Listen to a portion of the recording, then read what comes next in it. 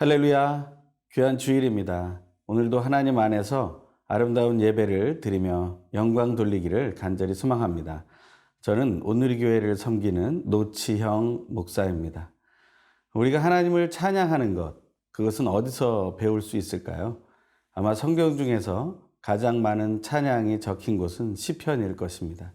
시편을 통해서 우리는 하나님을 예배하는 것을 배워가고 그 예배를 배워가면서 하나님을 바르게 섬기는 그러한 과정을 경험하게 됩니다. 그 과정 중에 뺄 수 없는 것이 찬양이며 또 기도이며 또 하나님의 말씀을 듣고 그대로 살아가는 것이죠. 그러한 삶을 우리가 함께 누리게 되길 간절히 소망합니다. 오늘 함께 나눌 말씀은 시편 22편 22절에서 31절입니다. 하나님께서 우리에게 주시는 말씀을 함께 듣겠습니다. 시편 22편 22절에서 31절 말씀입니다. 내가 주의 이름을 형제에게 선포하고 회중 가운데에서 주를 찬송하리이다. 여호와를 두려워하는 너희여 그를 찬송할지어다. 야곱의 모든 자손이여 그에게 영광을 돌릴지어다. 너희 이스라엘 모든 자손이여 그를 경외할지어다. 그는 곤고한 자의 곤고를 멸시하거나 싫어하지 아니하시며 그의 얼굴을 그에게서 숨기지 아니하시고 그가 울부짖을 때에 들으셨도다. 큰 회중 가운데에서 나의 찬송은 주께로부터 온 것이니 주를 경외하는 자 앞에서 나의 서원을 갚으리이다. 겸손한 자는 먹고 배부를 것이며 여호와를 찾는 자는 그를 찬송할 것이라. 너희 마음은 영원히 살지어다.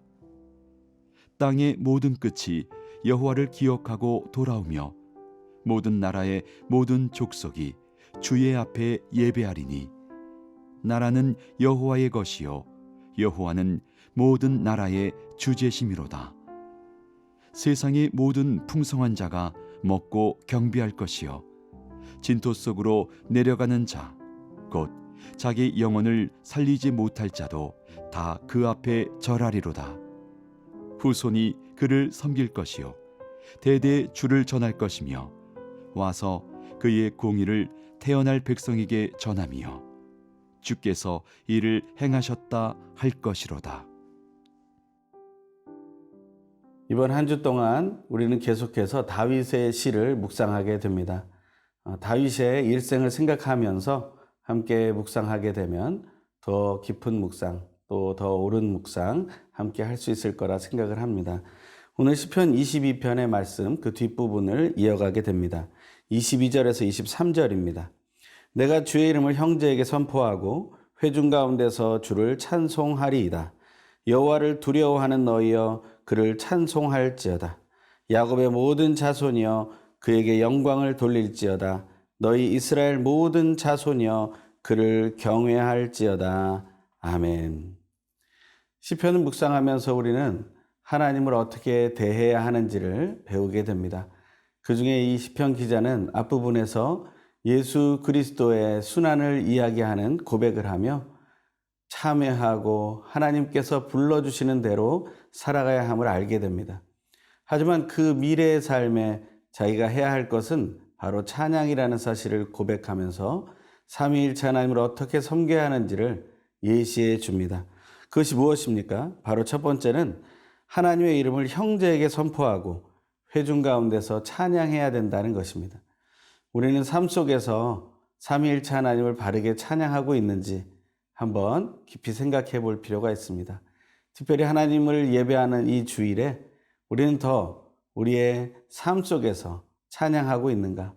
혹시 일요일이라는 그 해당된 날에만 우리가 찬양하고 있는 것은 아닌가?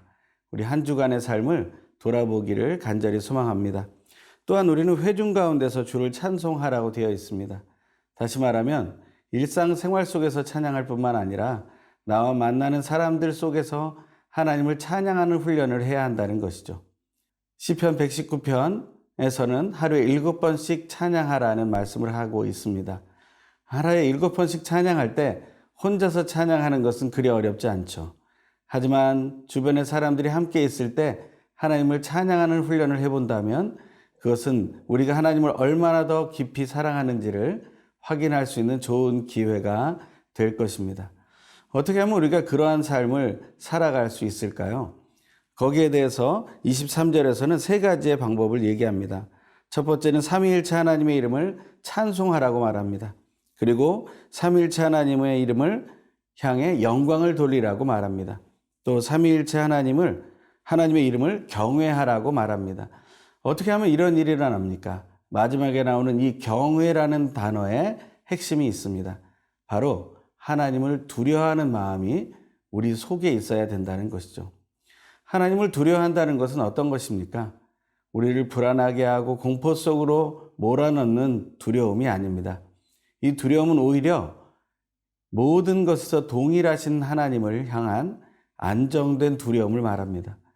우리가 안정된 두려움이라는 말은 생소할 거라고 생각합니다. 하지만 우리가 안정된 두려움이라는 말을 조금 쉽게 설명한다면 준비된 긴장이라고 말할 수 있습니다.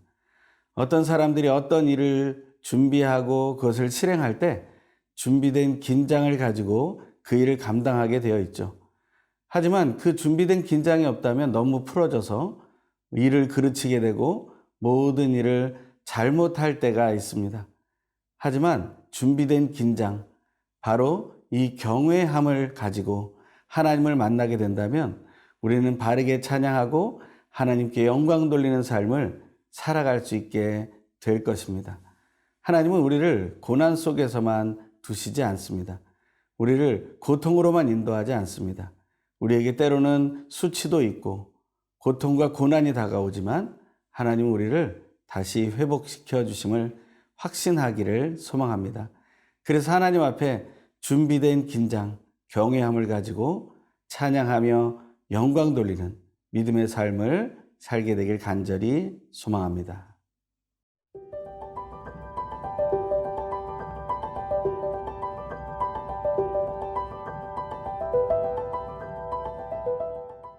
우리는 삶 속에서 어떠한 삶을 살아가면서 하나님을 만날 수 있을까요? 우리의 삶의 어떤 특정한 순간에만 하나님을 만날 수 있다면 그것은 하나님을 만나는 것이 아닐 수도 있습니다. 하지만 하나님께서는 우리의 삶의 모든 순간에 함께 하심을 오늘 뒷부분의 본문에서는 고백하고 있습니다. 이곳에는 한 10가지 정도의 사람의 모습이 나오고 그러한 삶의 모습이 나옵니다. 본문을 다 읽지는 않겠지만 한 절 한 절을 살펴보면 이렇습니다. 24절에 보면 곤고한 자가 나옵니다. 하나님은 이 곤고한 자를 멸시하거나 싫어하지 아니하신다고 말했습니다. 우리가 곤고할 때도 하나님을 만날 수 있고 하나님을 찬양할 수 있습니다. 오히려 그는 하나님을 향해 울부짖을 수 있고 하나님은 그 기도에 응답하신다는 것이죠. 두 번째는 25절에 큰 회중이 나옵니다. 이 큰 회중으로 우리는 모여서 함께 하나님을 만날 수 있습니다.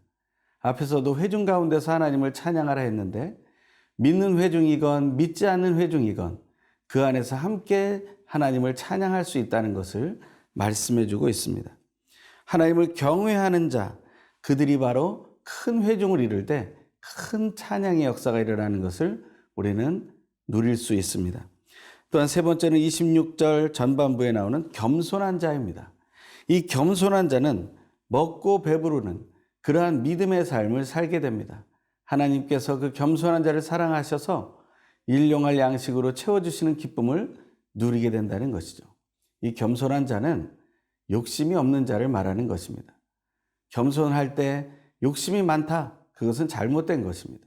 내가 겸손하다면 욕심을 버리고 일용할 양식에 만족할 수 있는 믿음을 갖는 것. 그것이 우리에게 주어진 복이라는 것이죠. 네 번째는 여호와를 찾는 자입니다. 26절 두 번째 나오는데 이 여호와를 찾는 자는 하나님을 찬양하게 됩니다. 그 마음으로 영원히 살아가게 되는 기쁨을 누리게 된다는 것이죠.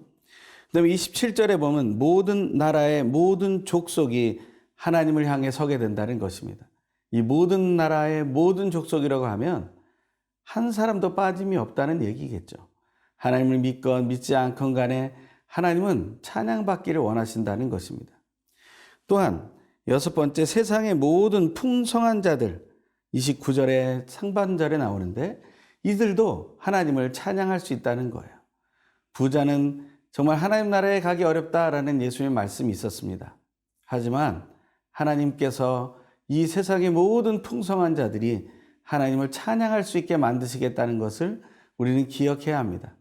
우리는 삶 속에서 좀 거칠고 또한 사랑이 없는 그런 무정한 부자들을 많이 보는 것처럼 보입니다. 하지만 주변을 찾아보십시오. 세상에 풍성한 자이면서도 나눌 줄 아는 사람들이 많이 있는 것을 보게 됩니다. 우리는 그들과 함께 하나 되고 그들을 믿음의 자리로 인도하며 그들과 함께 믿음의 연대를 만들어 가야 합니다. 그래서 그들의 풍성함이 나누어질 수 있도록 우리는 또한 하나님께 찬양하며 나가야 된다는 것이죠. 일곱 번째는 29절 하반절에 진토 속으로 내려가는 자입니다. 이 진토 속으로 내려가는 자, 그는 바로 다른 한 가지 여덟 번째, 자기 영혼을 살리지 못하는 자라고 얘기하고 있습니다. 자기 영혼을 살리지 못하는 자도 하나님 앞에 서 있을 수 있습니다. 왜냐하면 그는 구원받아야 할 존재이기 때문에 그렇다는 것이죠. 구원이 필요한 자들이 하나님 앞에 서는 것입니다. 죄인들이 하나님 앞에 서는 것입니다. 우리는 누구나 하나님 앞에 설 수 있습니다. 그래서 삼위일체 하나님 아버지와 예수 그리스도 성령 하나님을 누리고 체험할 수 있게 되고 교제할 수 있게 되는 것이죠. 아홉 번째는 30절에 나오는 후손 대대로 하나님을 섬기며 전하게 될 것이라는 이야기를 합니다. 후손 대대, 그 미래의 삶을 얘기하죠. 그것에 더욱더 구체적으로 열 번째 31절에는 태어날 백성마저도 하나님의 공의를 전하게 된다고 얘기합니다. 우리의 후손들까지 그 믿음의 세대로 설 수 있도록 인도하시는 분이 하나님이심을 우리는 선포해야 합니다. 이 귀한 주일 하나님을 찬양할 때 우리가 어떤 상황과 형편에 있더라도 믿거나 믿지 않는 상황 속에서 이 말씀을 나누는 우리들이라 할지라도 하나님 앞에 설 수 있음을 기억하며 하나님을 함께 찬양하는 은혜를 누리길 간절히 소망합니다.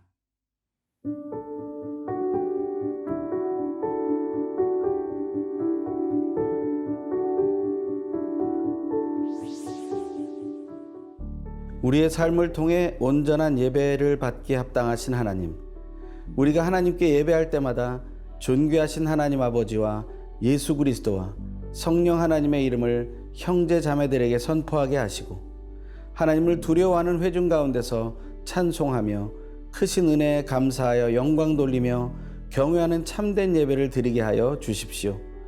나와 우리의 구원자 예수 그리스도를 보내주신 하나님 아버지를 찬양하며 찬양받기 합당하신 예수님의 이름으로 기도드립니다. 아멘.